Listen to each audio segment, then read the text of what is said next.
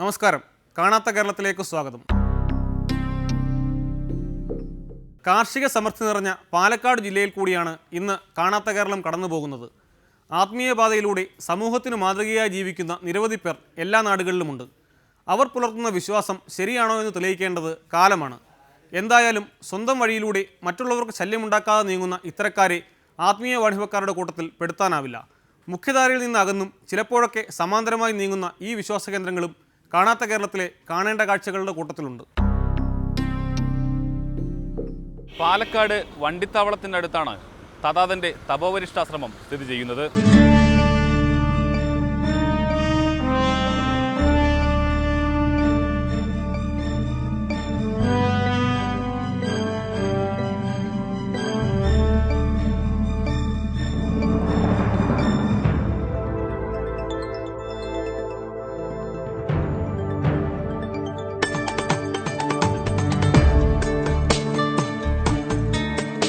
ചെറുപ്പകാലത്തു തന്നെ ആത്മീയ ജീവിതം തിരഞ്ഞെടുത്ത തഥാതൻ സ്ഥാപിച്ച ആശ്രമം പ്രകൃതിയോടിണങ്ങി നിൽക്കുന്നതാണ്.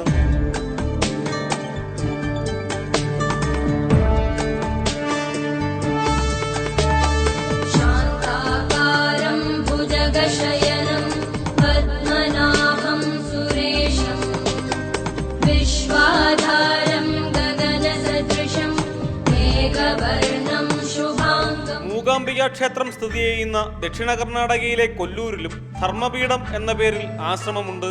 തപോവരിഷ്ഠാശ്രമം സ്ഥിതി ചെയ്യുന്നിടത്തു നിന്നും അധികം അകലെയല്ലാതെയാണ് തഥാതൻ ജനിച്ചു വളർന്നത്.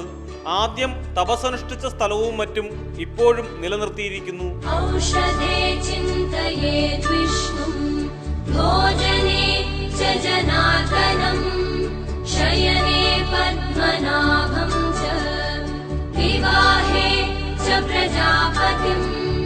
പൂർവാശ്രമത്തിൽ നാരായണൻ എന്നായിരുന്നു ഇദ്ദേഹത്തിൻ്റെ പേര്.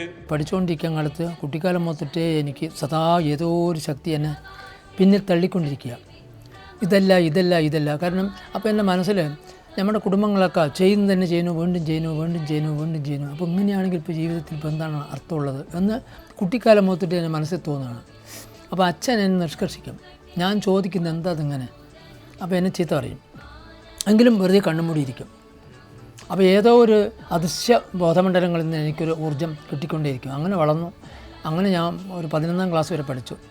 അത് കഴിഞ്ഞുടനെ എനിക്കവിടെ നിൽക്കാൻ പറ്റാതെയായി. അപ്പോൾ അച്ഛൻ്റെ നിർബന്ധപ്രകാരം കുറച്ച് ഷോർട്ട് ഹാൻഡും ടൈപ്പ് റൈറ്റിംഗ് പഠിച്ചു. ജോലി കിട്ടി. ഞാൻ ജോലിക്ക് പോകണില്ല പറഞ്ഞു. വീണ്ടും ഞാൻ തിരിച്ചു വന്നു. പിന്നെ അച്ഛൻ്റെ നിർബന്ധപ്രകാരം എനിക്ക് മെക്കാനിക്കലും ഇഷ്ടമാണ്. മെക്കാനിക്കൽ ഒരു കമ്പനിയിൽ പോയി. 6 മാസം ചെയ്യുമ്പോഴേക്കും എന്നെ കാലം പ്രചോദിച്ചു. നീ ഇവിടെ നിന്ന് ഇറങ്ങിപ്പോയി നിൻ്റെ ഡ്യൂട്ടി ചെയ്യുന്നു. അങ്ങനെ വന്ന് ഞാൻ അമ്പലത്തിൽ ഒരു ആലിൻ്റെ ചുവടുണ്ട്, അവിടെ ആലുവൃക്ഷത്തിന് ചുവട്ടിൽ വന്നിരുന്നതാണ്. അവിടെ പിന്നെ തപസ്സനുഷ്ഠിച്ചിരിക്കുമ്പോൾ അച്ഛന് അത് പ്രോബ്ലമായി. അപ്പോൾ പിന്നെ ഞാൻ പറഞ്ഞ് മനസ്സിലാക്കി കൊടുത്ത് അച്ഛൻ്റെ അനുവാദത്തോടു കൂടി തന്നെ അനുഗ്രഹാശംസയോടു കൂടി തന്നെ ഞാൻ ഭിക്ഷുവായി ഇറങ്ങിത്തിരിച്ചതാണ്. അങ്ങനെ പലരെവിടെയും ചുറ്റിക്കറങ്ങി ചിദംബരത്ത് വന്നും കുറേ മാസങ്ങൾ ദിനരാത്രങ്ങൾ അവിടെ ഇരുന്നപ്പോൾ അവിടെ നിന്നൊരു പ്രചോദനം കയറുകയാണ്. നീ ജനിച്ച നാട് പൂർവ്വകാലത്തെ ഋഷികളുടെ നാടാണ്. അത് ഭ്രഷ്ടായി നഷ്ടപ്പെട്ടതാണ്. നീ അവിടെ പോയി തപസ്സനുഷ്ഠിക്കും. എന്നിട്ട് ലോകത്തിലെ ധർമ്മത്തെ പുനഃസ്ഥാപിക്കുന്ന എനിക്ക് പ്രചോദനം ഉണ്ടായി. എനിക്കൊന്നും അറിയില്ല, ഒരറിവുമില്ല. ആ കാലത്ത് 10, 16, 17 വയസ്സായിട്ടുള്ളൂ. അങ്ങനെ വന്ന് ഇത് കണ്ടുകൊണ്ട് ഞാനിവിടെ വന്നുടനെ അച്ഛൻ പറഞ്ഞു, ഞാൻ നിൽക്കെന്താ വേണ്ടത് ചെയ്തുതരാ പറഞ്ഞു. അയാളുടെ ചോട്ടിൽ തന്നെ ഒരു കുടിൽ കെട്ടി അവിടെ ഇരുന്ന് ഒരു അണ്ടർഗ്രൗണ്ട് അടിയിലൊരു ഗുഹ, മേലെ ഒരു റൂമാക്കി തന്നു. പിന്നെ അവിടെ ഒരു 10, 12, 14 കൊല്ലം ഏകാന്തത പാലിച്ചുകൊണ്ട് ഹഠയോഗം, രാജയോഗം, തന്ത്രയോഗം അങ്ങനെ ഉപാസിച്ച് വരവേ ദിവസങ്ങളോളം ബാഹ്യബോധമില്ലാതെ സമാധിയിൽ ലയിച്ചിരിക്കും. അപ്പോൾ കാലത്തിൻ്റെ വാണികൾ എന്നെ തട്ടി ഉണർത്തുകയാണ്. വരുന്ന കാലം നാശത്തിൻ്റെയാണ്, നീ അതിനെ ഉദ്ധരിക്കാൻ നീ ഇന്നതൊക്കെ ചെയ്യണം എന്നൊരു പ്രചോദനമാണ് എനിക്കിതിലേക്ക് ഇറങ്ങിത്തിരിക്കാൻ സന്ദർഭം വന്നത്. സന്യാസ ജീവിതത്തിലേക്ക് കടന്നു വന്ന വഴികൾ മാത്രമല്ല, തനിക്ക് വേദപരിജ്ഞാനം ലഭിച്ച മാർഗങ്ങളും തഥാതൻ പറയുമ്പോൾ അല്പം അതിശയോക്തി തോന്നാം. എനിക്ക് ഇവിടെ നിന്നിട്ട് പെട്ടെന്ന് ആ കാലഘട്ടങ്ങളിൽ യോഗത്തിൻ്റെ ശക്തി കൊണ്ട് സൂക്ഷ്മ ശരീരമെടുത്ത് പല ലോകങ്ങളും സഞ്ചരിക്കാൻ കഴിവുണ്ട്. ആ കഴിവിനനുസരിച്ച് ഞാൻ ഋഷിലോകങ്ങളും പല മഹാത്മാക്കളെയും സൂക്ഷ്മതലങ്ങളിൽ കണ്ടുമുട്ടി അവരിൽ നിന്ന് ഗ്രഹിച്ച് അവരുടെ വിദ്യ പഠിച്ച് അവരാണ് ഈ പ്രവർത്തനത്തിൻ്റെ പ്രചോദനം. ധർമ്മത്തിൻ്റെ പ്രചോദനത്തിന് ആരംഭം തുറക്കുന്നത് 91 ഈ പ്രവർത്തനം ഞങ്ങൾ തുടങ്ങുന്നത്. ആ സമയത്ത് സാരനാഥ് ബുദ്ധൻ ധർമ്മം പ്രഖ്യാപിച്ച സ്ഥലത്തായിരുന്നു ഞങ്ങൾ ആരംഭിക്കാൻ പോയത്. അപ്പോൾ ബുദ്ധൻ ഇരുന്ന പീഠത്തിൽ ഞാൻ പോയി പ്രഖ്യാപിച്ചുള്ളത് ഒരു ശബ്ദതരങ്ങൾ എന്നെ തേടി വരികയാണ്. ഹേ തഥാത, നീ തഥാതനായിക്കൊണ്ട് ധർമ്മം പ്രവചിക്കുമെന്ന് പ്രചോദനമാണ് ഈ പേര്. ഞാനിട്ടതല്ല. അന്തരീക്ഷത്തിൽ നിന്നിട്ട് ഈ ശബ്ദങ്ങൾ ഞാൻ കേൾക്കുകയായിരുന്നു. അപ്പോൾ ആ നിമിഷം തഥാത എന്നുള്ള നാമധേയത്തിലാണ് ഞാൻ ധർമ്മം പ്രഖ്യാപിക്കാൻ തുടങ്ങിയത്. അപ്പോൾ എൻ്റെ കൂടെ ഇരുന്നവർക്കൊന്നും അത് ഇഷ്ടപ്പെട്ടില്ല എന്ന്. ഇതെന്ത് പേരാണ് ഇത്? അത് ഞാൻ പറഞ്ഞു, കാലം നൽകിയ പേരില്ലാതെ ഒരു പേരും എനിക്ക് സ്വീകരിക്കാൻ സാധ്യമല്ല. അങ്ങനെയാണ് ഈ തഥാത എന്നുള്ള പേര് ഞാൻ സ്വീകരിക്കുന്നത്. ഞാൻ ഓരോ ജന്മങ്ങളിലും ലോകത്ത് വന്നു പോകാറുണ്ട്. വന്നാൽ ഈ ഭൂമണ്ഡലത്തിൽ നിന്ന് തപോധനായി തപസ്സനുഷ്ഠിക്കും. ആ തപശക്തിയുള്ള ഊർജ്ജത്തിനെ ലോകത്ത് പ്രസരിപ്പിക്കാൻ വേണ്ടി ഇറങ്ങിത്തിരിക്കും. ജനങ്ങളെ പ്രബുദ്ധമാക്കിക്കൊണ്ട് സഞ്ചരിക്കും. അങ്ങനെ പല കാലങ്ങളിലും വന്നുപോയിക്കൊണ്ടിരിക്കുന്ന വ്യക്തിയാണ്. എനിക്ക് നല്ല ബോധമുണ്ട്. വന്നിട്ടുണ്ട്. പല കാലങ്ങളിലും ഞാൻ വന്നു പോകാറുണ്ട്. ഇനിയും വന്നു പോകും. വേദസംസ്കാരങ്ങളും ധർമ്മങ്ങളും ഭൂമിയിൽ വരുന്നവരെയും എനിക്ക് പ്രജാപതി ഒരു ഡ്യൂട്ടി തന്നിരിക്കുന്നു. ആ ഡ്യൂട്ടി ഞാൻ ചെയ്തുകൊണ്ടിരിക്കുന്നു. വിദേശികളടക്കം നിരവധി ശിഷ്യരുള്ള തഥാധൻ പലതവണ വിദേശ പര്യടനവും നടത്തിക്കഴിഞ്ഞു. ഗണനായകായ ഗണദൈവതായ ഗണാധ്യക്ഷായ ധീമഹി ഗുണശരീരായ ഗുണമണ്ഡിതായ ഗുണേശാനായ ധീമഹി ഗുണാതീതായ ഗുണാധീശായ ഗുണപ്രവിഷ്ടായ ധീമഹി एकदन्ताय वक्रतुण्डाय गौरीतनयाय धीमहि गजेशानाय भालचन्द्राय श्रीगणेशाय धीमहि. ആശ്രമത്തിൽ ദീക്ഷ സ്വീകരിക്കാനെത്തുന്നവരിൽ നിരവധി വിദേശികളുമുണ്ട്.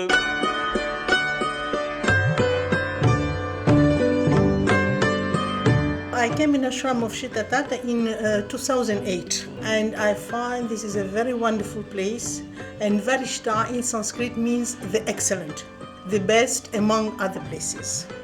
So I think this ashram is also the best among other places.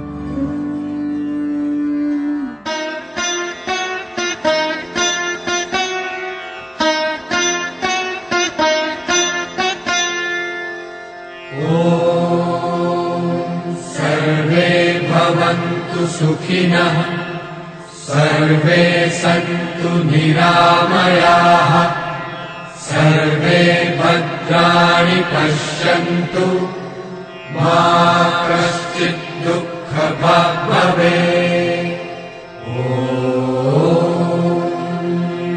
ലോകനന്മയ്ക്കായി തഥാത ഫൗണ്ടേഷന്റെ നേതൃത്വത്തിൽ 2 തവണ പാലക്കാട്ട് ധർമ്മസൂയ മഹായാഗം നടത്തിക്കഴിഞ്ഞു. 2009 ആദ്യ യാഗം. അണയാതെ സൂക്ഷിച്ച യാഗാഗ്നി ഉപയോഗിച്ച് ഈ വർഷമാദ്യവും ധർമ്മസൂയം നടത്തി. സർവേ സന്തു നിരാമയാഃ സർവേ ഭദ്രാണി പശ്യന്തു മാ കശ്ചിത് ദുഃഖഭാഗ് ഭവേത്.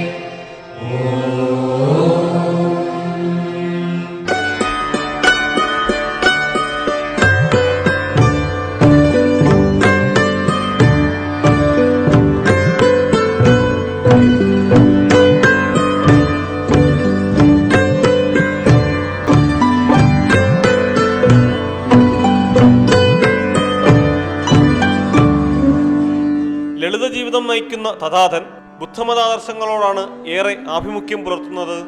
ആർഷഭാരതത്തിൽ നിലനിന്നിരുന്ന വേദസംസ്കാരം തിരികെ കൊണ്ടുവരുന്നതാണ് വർത്തമാനകാലത്തെ പല പ്രശ്നങ്ങൾക്കും പരിഹാരമെന്നാണ് തഥാധന്റെ നിലപാട്.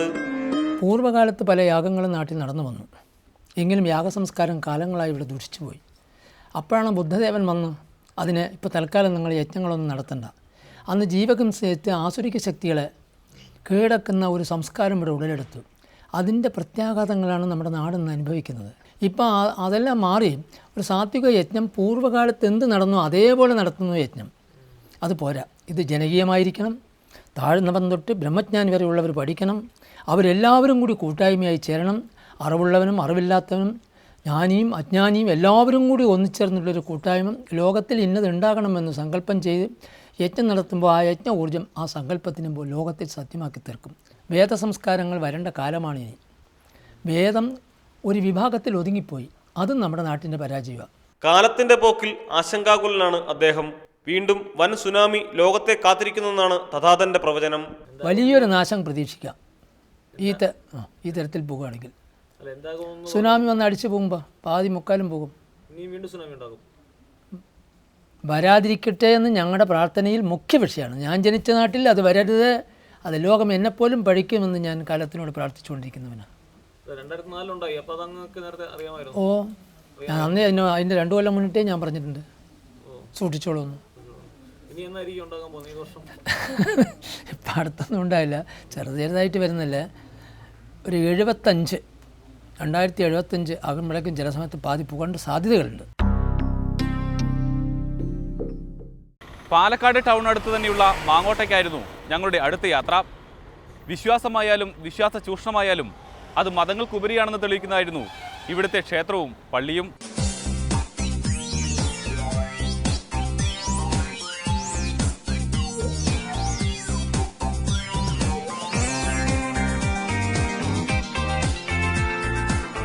വിചിത്രമെന്ന് തോന്നാവുന്ന ആചാരരീതി നിലനിൽക്കുന്ന സ്ഥലമാണ് മാങ്ങോട്.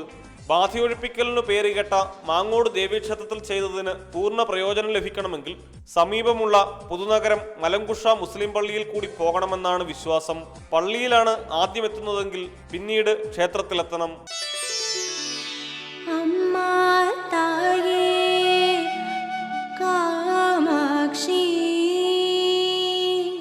അഖിലം മുഴുതും ഒന്നാക്ഷി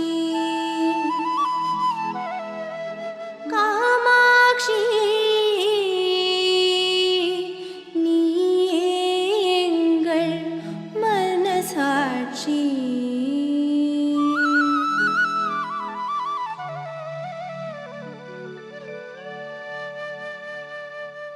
ഞങ്ങൾ ക്ഷേത്രത്തിലെത്തിയപ്പോൾ കണ്ടത് പ്രാർത്ഥിച്ചുകൊണ്ടിരിക്കുന്ന മുസ്ലിം മതവിശ്വാസികളെയാണ്.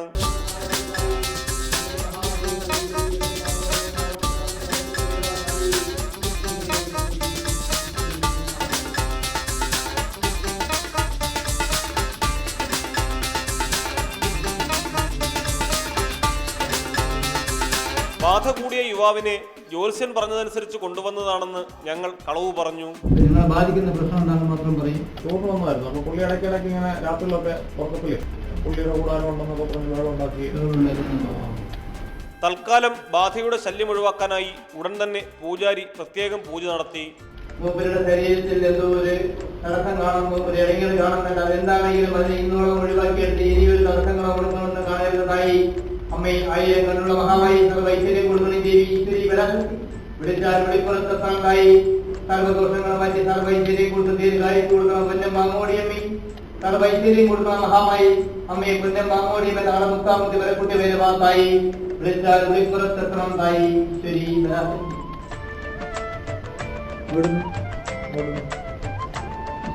ഇങ്ങോട്ട് വരൂ പേടിക്കണ്ട, ഇങ്ങോട്ട് വന്നോളൂ.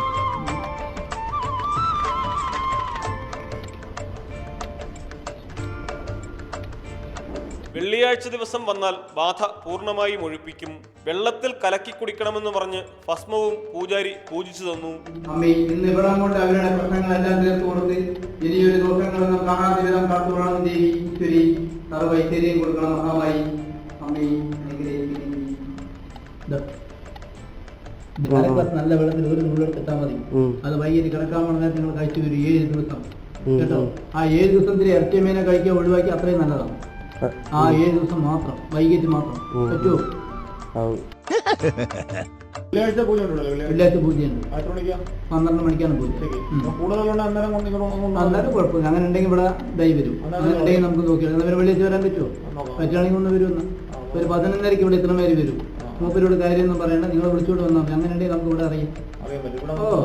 ഇവിടെ വന്നു കഴിഞ്ഞാൽ അങ്ങനെ ഉണ്ടെങ്കിൽ മൂപ്പർക്ക് എന്തെങ്കിലും മാറ്റം കാണുന്നത് നമുക്ക് ഇവിടെ അറിയാം. അത് പറയാം, കുഴപ്പമൊന്നുമില്ല കേട്ടോ. അപ്പോൾ ഒരു കാര്യം ഒരു നാളികേരം മെയിനായിട്ടൊന്നും വേണം കേട്ടോ. വരുമ്പോൾ കൊടുത്താൽ മതി. ഒരു നാളികേരം കൊണ്ടുവരിക, പിന്നെ ഒരു പൂജയ്ക്കുള്ളത് അന്ന് വരുമ്പോൾ കൊടുത്താൽ മതി. ഇന്ന് കൊടുത്തില്ലെങ്കിൽ കുഴപ്പമില്ല, അന്ന് വരുമ്പോൾ കൊടുക്കുക കേട്ടോ. കൂടുതൽ കടുത്ത ബാധയാണെങ്കിൽ ഒഴിപ്പിക്കാനായി തറവാട്ടിലെത്തണം. രാത്രിയൊക്കെ ഞാൻ ശരിക്കും സ്വപ്നം കാണുന്ന പോലെ, സ്വപ്നമല്ല അതിലും കൂടുതലായിട്ട് ഒരു സ്ത്രീയുടെ രൂപം കാണുന്നുണ്ട്.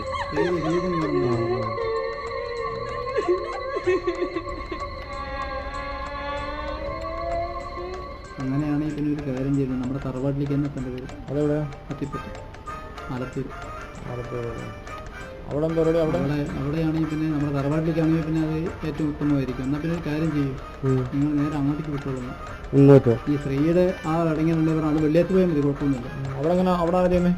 അവിടെ ആളുണ്ട്, അതിന് വേണ്ട ആൾക്കാരുണ്ട്. അവിടെ പറഞ്ഞാൽ മതി, അവിടെ കാര്യങ്ങൾ പറയേണ്ടി വരും. ഇതിങ്ങനെ ഒരു സംഭവമുണ്ട്, ഇതിൽ നിന്ന് ഒഴിവാക്കാനാണ് എന്ന് പറഞ്ഞത്. ഇവിടെ നിന്ന് പറഞ്ഞിട്ടാണ് പറഞ്ഞത്. ഇവിടെ ഈ പള്ളി രണ്ടും കൂടി ഉള്ളവരണേ ഇവിടെ മതി. കുഴപ്പമൊന്നുമില്ല, ആയിക്കോട്ടെ. അങ്ങനെയാണെങ്കിൽ ഇപ്പം നമുക്ക് ഇവിടെ ചെയ്ത് എന്നെ സംബന്ധിച്ച് ഇതൊരു വലിയ പ്രശ്നമൊന്നുമല്ല. അതുകൊണ്ട് വെള്ളിയാഴ്ച പൂജയ്ക്ക് വരും, അപ്പം നമുക്കറിയാം. അങ്ങനെ പറ്റില്ലെങ്കിൽ മാത്രമേ ഞാൻ പറയാം.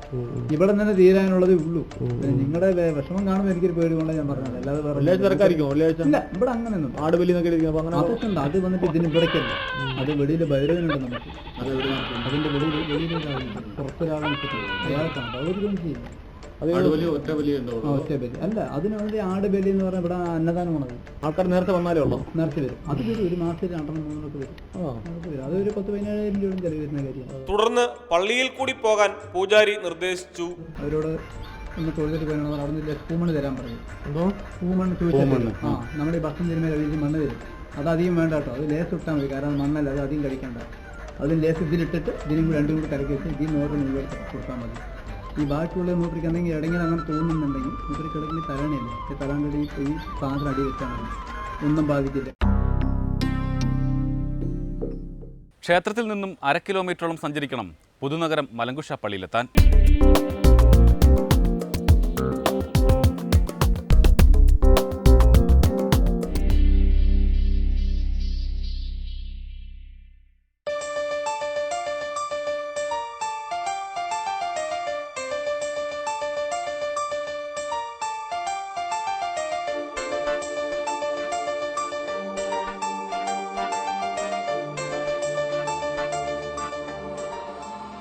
പള്ളിയുടെ പുറത്ത് നിരവധി യാചകർ തമ്പടിച്ചിട്ടുണ്ട്.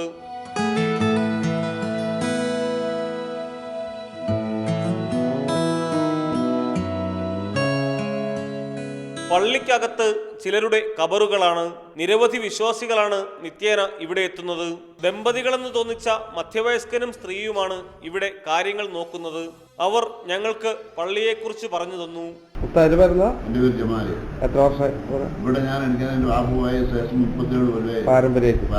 എൻ്റെ ബാബുക്ക് ഞാൻ വീടൊക്കെ ഇവിടെ കിടക്കുന്നത് ഫ്രണ്ടിൽ കണ്ടില്ലേ. മക്കളൊക്കെ ഉണ്ടല്ലോ. ഇതാണ് മലങ്ക് സൗദി. ഇതാണ് മുകളിൽ കിടക്കുന്ന മലങ്ക് സൗദി. അവരുടെ പിന്നാമ്പഴാണ് ഞങ്ങൾ. താഴത്ത് കിടക്കുന്ന കബർ ഏതാ? അതാണ് നമ്മുടെ കുടുംബാതി. അവരാണ് ഇന്ന് 1ാമത്തെ തലമുറ. അവരിന് ശേഷം 11ാമത്തെ തലമുറയാണ് ഞാൻ. ബാധ കൂടിയ കാര്യം പറഞ്ഞപ്പോൾ ഒഴിപ്പിക്കാൻ അവരും തയ്യാർ. ഇവിടെ മറ്റേ വാത് തീർക്കാൻ വേണ്ടി വരികയാണെങ്കിൽ ഒരു ചെറിയ ചെലവുണ്ട്. ആ ചെലവിടെ കൊടുക്കാം. എത്ര രൂപ? 200 രൂപ കൊടുത്ത് വച്ചിട്ട് ഇതുമാതിരി ഇവിടുത്തെ വാത കാണുന്നുണ്ട്. അതെന്ത് പോലെ ഞങ്ങളുടെ കുടുംബത്തോടു കൂടി ഞങ്ങൾക്ക് കാണാൻ പാടില്ല എന്ന് പറഞ്ഞിട്ട് ഇവിടുന്ന് പൂമണി തരും, ബസ് തരും. അതിന് തീർച്ചയായിട്ടും പോയിക്കോളും. അപ്പൊ മൊത്തം മാറും. മൊത്തം മാറും. അത് അവിടെ പോയിക്കോളും. വെള്ളിയാഴ്ച പോകുമ്പോൾ അവിടുന്ന് പറഞ്ഞ അങ്ങനെയല്ല. അവിടുന്ന് പറഞ്ഞത് ഇപ്പൊ തൽക്കാലം ഇവിടെ ജസ്റ്റ് ഒന്ന് വന്നു പോയാൽ മതി. വെള്ളിയാഴ്ച അവിടുന്ന് ഒരു സാധനം തരും. അത് ഇവിടെ ഉസ്താദിനെ കൊടുത്തിട്ട് ഉസ്താദ് വേറെ മന്ത്രിച്ച് തരും. എന്നിട്ട് അന്ന് മടക്കാൻ മതിയോ? ഇന്ന് ഇവിടെ മടക്കാൻ പറഞ്ഞിട്ട് അന്ന് മതി എന്ന് പറഞ്ഞു. ഇപ്പൊ തൽക്കാലം ഒന്ന് പോയിട്ട് കണ്ടിട്ട് പോകാൻ പറഞ്ഞു. അപ്പൊ അന്ന് മടക്കാൻ മതി എന്ന് പറഞ്ഞു. അപ്പൊ ഒന്ന് പോയി ഉള്ളിൽ പോയിട്ട് പ്രാർത്ഥിക്കാം.